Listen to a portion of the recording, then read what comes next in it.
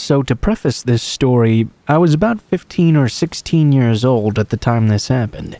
It was my best friend's birthday, and she had invited about 6 of us over to play a few games, such as Mario Party, Mario Kart, Guitar Hero.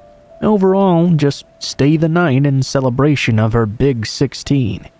So, at this get-together, there were 5 girls, including me, and 1 boy. After a while, my best friend asked if we would like to go to the playground, which was about a 10-minute walk away from her house. Of course, being stupid young teens, we agreed, not thinking of how it may be dangerous, since the majority of us were young girls, and it was currently 10 p.m. Anyway, we walked down to this park, and continued playing Grounders when we arrived, which, if you don't know, it's a game commonly played in elementary schools. The rules are 1 person is it. The person who is it must close their eyes and try to seek the other players as they hide on playground equipment in order to tag them. But there's a catch. If someone gets off the equipment and the person who's it calls Grounders while they're on the ground, then they count as tagged. Yeah, it's a pretty childish game, but it's very fun. After a few rounds though, we got very bored and decided to huddle around in a circle in the center of the playground equipment. We were just talking, joking around, when suddenly I heard what I thought could be something like rocks. Something hitting the chain-link fence that resided on the back of the playground. I hushed the group up. I looked over at my best friend to ask if she had heard that, and everyone looked at me like I had 10 heads. She asked me what I meant, and when I told her it sounded like someone was throwing rocks at the fence behind us, she responded with the classical, "Ooh, it's a murderer coming to get us." Naturally, I glared at her, flipping her off. She knows I get paranoid sometimes, but I also have very good intuition, and something about this situation just felt off. A few minutes later, after some more rocks were thrown at the fence, I obsessively stared down at the area behind it, which was all woods beside the houses on the left and right of the playground, in paranoia. It was then that I noticed a light weaving its way through the branches of trees. At first, I thought maybe it was just the headlight of a car that was coming down the street that connected to the street of the park, since you can vaguely see the headlights of oncoming traffic through them. But I soon realized that there was only one light, and it was bouncing up and down, like it was being held by someone who was walking. I quickly pointed it out to the group around me, as we all snapped our heads over in that direction.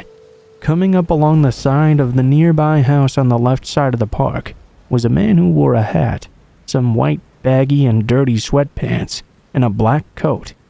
He was holding a flashlight, not the one on your phone, but an actual light. He was too far away to guess his age, even when he sat on the swings closer to the playground equipment we were on. But we all collectively agreed it was quite strange, since he seemed, a guess from his clothes, to be at least mid-20s. He had just come out of the woods by himself to sit there and stare at a load of kids. After a brief discussion, though, we agreed that perhaps he was just waiting for a ride, or maybe just resting for a moment. We tried to brush the fact he was sitting and so intensely staring at us off. However, we started to take note that after just a few minutes of us resuming our very competitive game of Grounders, this stranger was slowly inching his way closer to our group. He went from sitting on the one swing furthest away to the next swing a bit closer to the equipment we were on, to the next, until he was only about 10 feet away from our game. The whole time he just sat there watching. At this point, all of us had noticed the strange man attempting to get closer, and in an attempt to remove ourselves from a potentially dangerous situation, we made a group decision to leave. Getting up, we all piled off the playground equipment, and in pairs of 2, we walked down the stairs on the side furthest away from the creepy man. As we attempted to casually walk away, though, I kept my eyes glued to his figure. As we neared the end of the street, he suddenly stood up. Slowly at first, the man started to trail behind us, keeping a bit of distance away. I decided to keep my mouth shut at the time because we were about to make a turn. I thought that if he continued to follow us instead of going the other way, Then I'd bring it up to the others.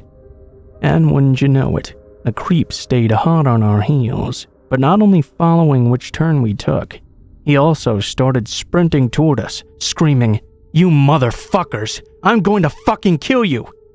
At this point, the whole group burst out into a sprint. The adrenaline I felt made me run so fast I was ahead of everyone else. Everyone was ushering each other to run. I didn't even take a second to see if the others were behind me. That was until I could hear my best friend struggling to keep up. She has pretty bad asthma. I instantly felt horrible for running off on her, so I ran back to her side and grabbed her hand, quite literally dragging her along, repeating things like, "Deep breaths, come on, we have to go now." This whole time, the man was still running and screaming behind us, catching up very quickly. At this point, both me and another girl in the group took it upon ourselves to get my best friend moving as fast as possible, both taking a hand on either side and running at a pace she could still keep. Luckily, this park was only about a 10-minute walk from my friend's house, if even that much. As we all piled in through her garage door, I turned to see this delusional man start running up her driveway. He got about halfway until our big fluffy savior ran to the open door. My friend's 100-pound fully grown German shepherd. She lurched at the man, barking as we gripped her collar in an attempt to keep her from running completely after him. Luckily, her sudden and loud appearance caused the man to freeze in fear before running away down the dark lamp-lit street. We were terrified for the rest of the night and only managed to sleep after putting random items next to us. We even had a rake for defense. But most comforting, our big fluffy hero, just in case the creep decided to come back.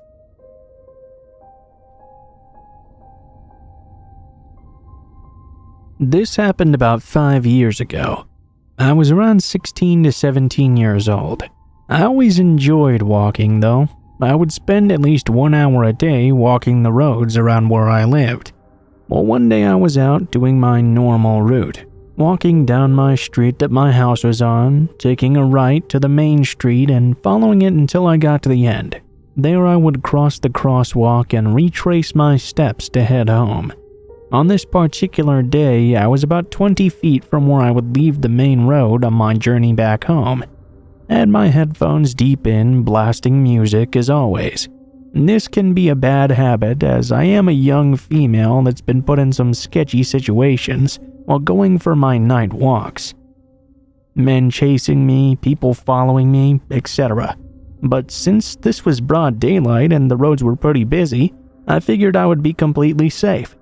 But man, was I ever off with that assumption, as I was just about to pass the entrance of a side street before leaving the main road. This black Ford F-150 pulled up beside me. He stopped for a moment and gestured for me to walk in front of him, so I did so. I was about to go on my merry way when I barely heard someone trying to talk to me.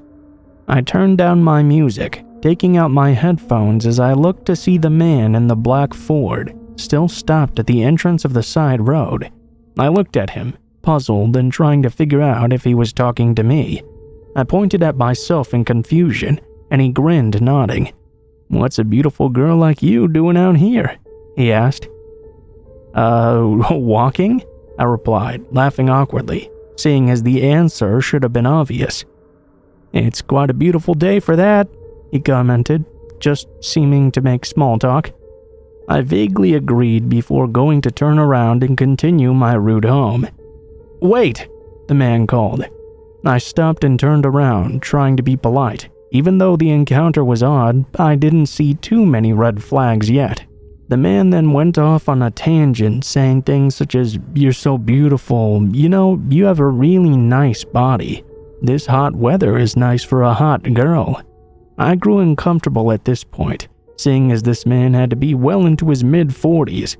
He had a bit of receding hairline with black hair, a nose with a protruding bridge, blue eyes that were surrounded by wrinkles, and was dressed in a dress shirt. I instantly brought up my age by saying, "I'm a minor." There's been multiple times I've been mistaken for being older than I was. I was hoping saying this would get this fully grown adult-ass man to back off. But instead, he said, "Oh, that's okay. Come on, sweetheart, get in the truck. And that's when I started panicking. Red flags shooting up everywhere. Stranger danger. I laughed nervously, looking at the cars around me to see if anyone was noticing what was happening. Nobody did, though. No, that's fine, my house isn't far. No, really, get in the truck. I'll bring you home. No. Come on, just get in here with me. I turned and started walking briskly away. I was hoping he'd just drive off somewhere else, but instead he drove following me, trying to pressure me into his truck. I thought fast of multiple options for different scenarios, but I chose a simple one. I pulled out my phone while still walking, lifted it up to my ear, and pretended to loudly call someone. Hey, Dad, yeah, no, I'm on this street right here. I'll be home in about 10 minutes. I stopped, pretending to listen to a reply. Okay, you're outside waiting for me? Awesome, yeah, we can do that when I get back. Love you too. After he heard me say that, he took off, his tires screeching all the way. I ran back home and made it back within about 6 minutes, actually calling my dad on the way, who had made a call to the police, who showed up shortly after and took my statement and description of the man. It turns out that that man was on the loose in my area, exposing himself to minors and trying to pick them up on the side of roads for sexual acts, but they never actually found out specifically who the man was.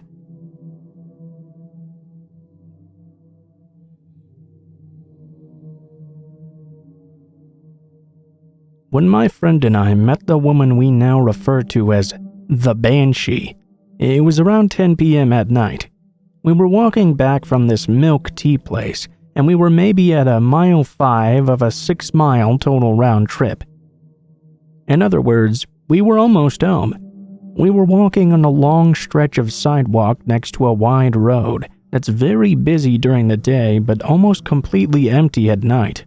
For a little bit of background, my hiking buddy and I sometimes go for long walks through town at night when we can't get out to trails during the day. It is quite dark, but our routes go through a fairly safe blend of residential and shopping areas. Usually we head to some sort of late-night restaurant or a food truck. We talk, stop for a food and a drink, and then head back on our way. We were wearing these glowing battery-powered vests and reflective items to make sure traffic saw us. We had had some too close encounters with distracted drivers before. We've also had a few encounters with strange people when out on our walks. This woman didn't start making strange noises at first. It was a long stretch of straight sidewalk, and we had seen her coming for a long time before she started that. No one else was out walking along the road at this hour. There were plenty of street lights, and she'd appear underneath the lights, then disappear in some shadow of bushes and trees, then reappear closer to us. We were glowing in our vests in addition to the streetlights, so she had to have seen us coming along too. I figured she must have worked at one of the shops or restaurants nearby and was just getting done with closing up. Must just be trying to get home, just like we were. That was until she started making these weird, random noises. At first, the sounds were like an odd, hacking noise, like she was attempting to clear her throat as noisily as possible. But this seemed to be just a warm-up. The sound changed into something like a cross between a crow cawing and a small dog's bark. Rendering it in text is hard, but the closest thing might be something like "grah, grah." So we kept walking towards her, warily watching and listening, thinking perhaps she might have a disability or some other sort of issue. She looked decently dressed and walked steadily and deliberately, not like someone on drugs. If not for her strange noises, she seemed completely normal.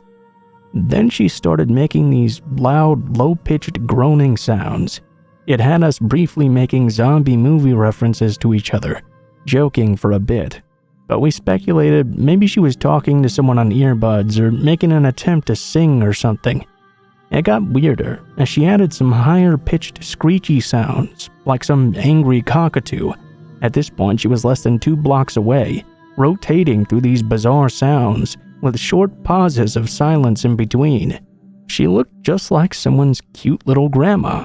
Didn't look anything like you'd expect to see someone making those sounds. She was wearing this old-fashioned thick shirt, a cardigan and clunky-looking shoes, carrying a single cloth shopping bag. Her hair was a short, curly old lady perm. Honestly, she looked kind of adorable, but she started making even more crazy sounds. She was getting closer, her bizarre noises getting more unsettling. I realized that I couldn't quite see what she was clutching in her other hand, the one that didn't have a shopping bag. She looked harmless, but this was getting too strange. My buddy looked at me and asked, "Time to cross?" Echoing my own thoughts. We didn't want a confrontation with this woman. I nodded, but just before we stepped out into the road, the old lady seemed to have the same idea. She suddenly veered off the sidewalk into the road, making a steady diagonal line toward the other side. There was no traffic on the road at this point, so I wasn't too worried about that. I relaxed a bit, continuing on. I figured she was avoiding us, just like we were trying to avoid her. But just as we started to pass her, she suddenly let out a loud scream and rushed at us from the middle of the road. Her mouth was wide open as she charged at us, just shrieking into the night. We stepped quickly apart, and her abrupt rush took her right between us, just shriek-wailing that horrible sound. It sounded like it hurt her throat a lot. Banshee-like is the only word I have for it. We were several feet apart, both braced for her to come back and do something. But instead, she veered again and went down the sidewalk the way she had originally been going. As she walked away, she stared back at us, keeping up these short bursts of that shrieking banshee noise, stopping to take deep breaths. As she got further away from us, she started cawing to us again too. We stood there for a while, silently watching, until she was a good long ways off down the sidewalk, her very strange screams fading into the distance. I still have no idea what was wrong with her. Did our lights trigger an episode or something? Honestly, I hope she's okay. She seemed to know where she was going, but I'd rather not take the chance and meet again.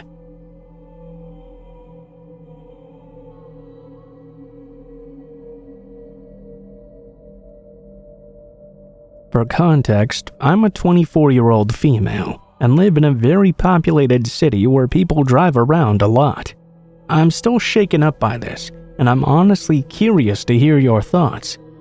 The other night, I parked my car outside, went to let my dog in the house, and went back out to get my stuff. Note, it was about 6 p.m., but it was completely dark out because of the winter. I got in my driver's seat and locked the car. I was sitting there for about a minute or so getting my stuff together, when all of a sudden, I see a man walk from in front of my car to the driver's side window. He was holding something up to my window, and I automatically got extremely panicked. A few months ago, a man had held a wrench up to my window in a grocery store parking lot where I was sitting with my roommate and I. He saw my dog and ran away though. It was a sketchy situation then, and it was a sketchy situation now as well. The next few steps are a bit blurry. I was staring at him in a panic. He was motioning for me to roll my window down. I looked into the back of my car to see if my dog was there to protect me, only to realize she was not, as I had just let her into the house. I do realize that I had the back windows both 75% open. Then a thought popped into my mind. I can drive away. My car is still on. I shifted my car into drive. He reached back onto either the window, the door, the side of the car, I don't know. I started to drive though, and he backed up. I pulled into the street and almost hit another car, and ended up pulling out and leaving, shaking. The next day I realized my landlord had a camera pointed at the front of the house to see if packages would get stolen. I asked if he had any clips from that time the night before, and he did. Too bad it's motion censored though, so it only shows the moment my car is pulling out. Turns out that after I left, he walked away from where my car was. He had this huge plank or something in his hands hidden behind his back. It was at least 3 foot long. He then walked down one way of the street a little bit, then turned around and went the other way. I wish I didn't even see that video, because I was scared before and thought maybe I was overreacting, but now I know he was holding on to a weapon. I'm very thankful I trusted my instincts. Someone on a neighborhood website that night said their car got stolen 2 streets over, so maybe that's what he wanted with me. Anyways, I'd rather not find out.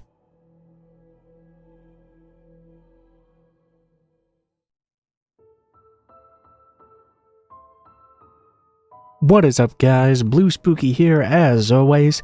Thank you guys so much for watching, especially if you made it this far to the end of the video. If you guys enjoyed the content of this video, please be sure to like, share, comment, and subscribe if you feel so inclined. If you do decide you like my content enough to subscribe, please be sure to hit the bell button right next to the subscribe button and turn notifications to all so you can be notified of every video I post in the future. If you don't feel like doing that though, I post a video nearly every day, so you can just come back every now and then and check up on what you missed. If you guys have any criticisms on what I can do better or any feedback on the stories in the video, please be sure to leave them in the comments below, as I always enjoy reading all the comments and I try to give them hearts and respond when I can. If you guys would like to reach me for any reason, or you would like to send in a story to be read, you can go ahead and take a look in the description below the video. You'll find a link to all of my social media, including my Facebook, Gmail, and Twitter accounts. Go ahead and send me a message on any of those, and I'll try to get back to you as soon as possible. If you do decide to send in a story, please be sure to include in the tagline what the name of the story is if it has one, what type of story it is if it has a theme, and how you would like to be credited in the description of the video the story appears in. Last but not least, I also run two other channels, Mr. Blue Skies and Darkest Hour, where I do true crime videos and dark documentaries respectively. If that kind of content sounds interesting to you, why not go ahead and check it out and see if it is for you. Aside from that though, guys, I think that's pretty much it for now, so thank you guys so much for watching, and I hope you guys have a great day.